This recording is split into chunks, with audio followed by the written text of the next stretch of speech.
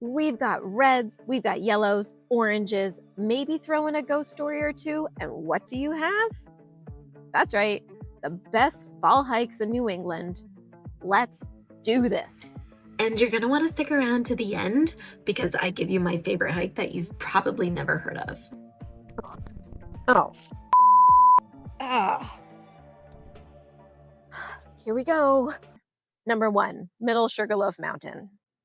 We're starting strong in the White Mountain National Forest in New Hampshire. Middle Sugarloaf is the definition of low effort, high reward. It's an easy climb weaving through hemlocks and pine trees, but the summit, a massive open slab of rock with sweeping views, including Mount Washington in all her glory. Yes, it's popular. Yes, you'll probably have to share the summit with 47 other people in flannel. But honestly, it's big enough for everyone to find their own spot, relax with some trail mix in your hand, and take in the sea of yellows, oranges, and reds in front of you. Number 2, Mount Pisgah. This one is right near Lake Willoughby, Vermont's version of the fjords if you squint just hard enough. The trail up to the various viewpoints is steep, but well worth the climb. There are a few overlooks along the trail, and each one is better than the last. The view over the lake on most days is jaw dropping, but it's especially spectacular when the trees explode in color. Plus, rumor has it that this lake might be home to Vermont's very own Loch Ness monster. Unfortunately, I didn't see her when I went, but if she is out there, she's got one heck of a view. Number 3, the Flume Gorge. Franconia Notch State Park in New Hampshire is an obvious stop, especially on your way up Highway 93.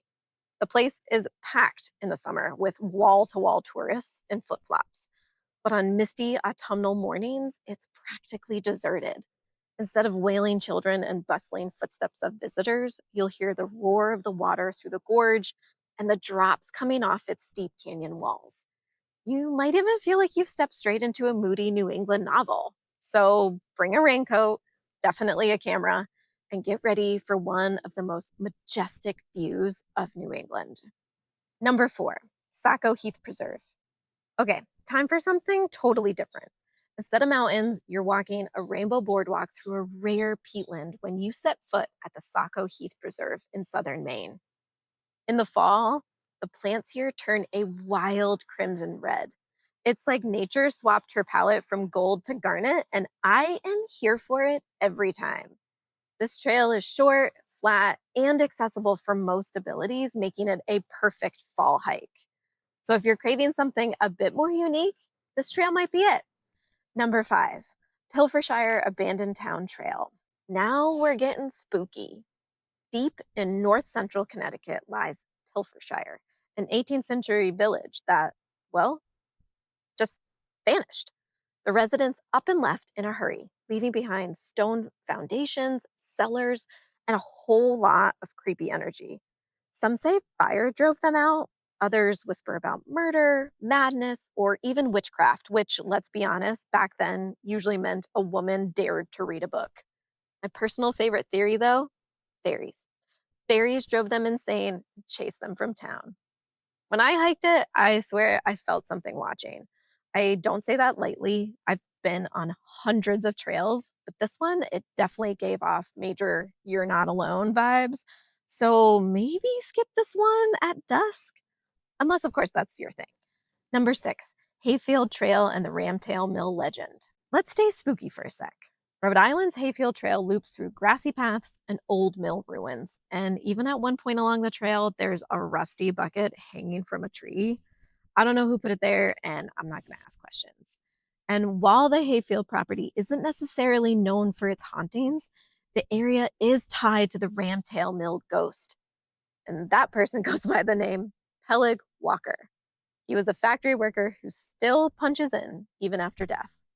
Sometimes folk hear gears turning out in the woods when there's no wind, no water wheel, no reason for it.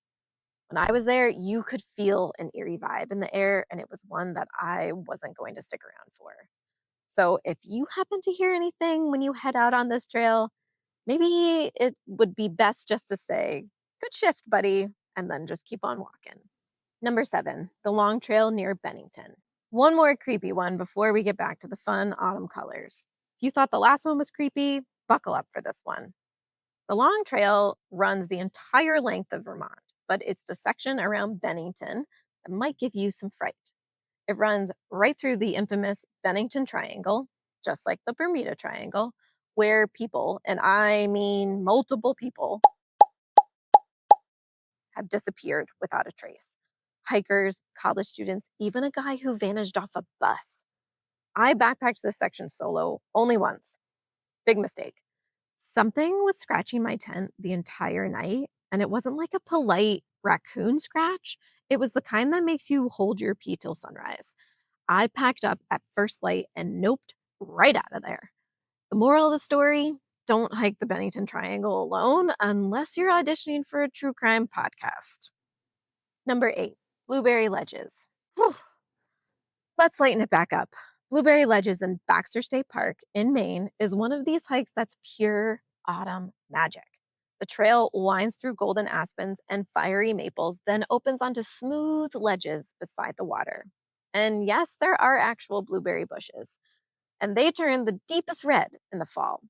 It's quiet, it's stunning, and it's the perfect place to eat snacks and pretend you're in an LL Bean photo shoot. Just maybe keep an eye out for the bears because blueberries are a favorite snack. Number 9, Gillette Castle. This one's pure whimsy. Gillette Castle in East Haddam, Connecticut was built by actor William Gillette. He's the guy who basically invented Sherlock Holmes on stage. The castle itself is stunning in its Gothic glory. You can take a tour of the estate during peak weekends if you desire, but otherwise, you can just wander around the grounds on your own. Gillette was famous for having a private train that looped through his property, and you can actually hike the old tracks on the railroad trail. It's full of tunnels, trestles, and perfect views of the Connecticut River, which is framed in maple and oak leaves in the fall. Bonus tip, after the hike, hop the little Chester Hadlime ferry across the river. It feels delightfully old school and brings you to downtown Chester, which might feel a tad like Stars Hollow from Gilmore Girls. And finally, we're wrapping up with my absolute favorite fall hike of all time, Rousseau Mountain, one of Vermont's best kept secrets. It's tucked so far north, your phone might actually think that you're in Canada. The trail climbs gently through hardwood forest before opening up to cliffs with massive views. In the fall, it's a riot of color, golds, crimsons, and even the occasional moose cameo. And one of the coolest parts is that you can only hike this in the fall and winter because the cliffs are home to nesting peregrine falcons the rest of the year. And that's my list. 10 fall hikes across New England that hit every mood: scenic, cozy, and just a little bit spooky. Whether you want quintessential New England views or supernatural chaos, there's a trail here calling your name. It was great, albeit a little weird to be in front of the camera this time around. But hit like if you love fall as much as I do, and subscribe for more trails and tall tales, and tell me in the comments, have you done any of these hikes? And which one was your favorite? Until next time, happy trails, and may your flannel stay dry and your ghosts stay friendly.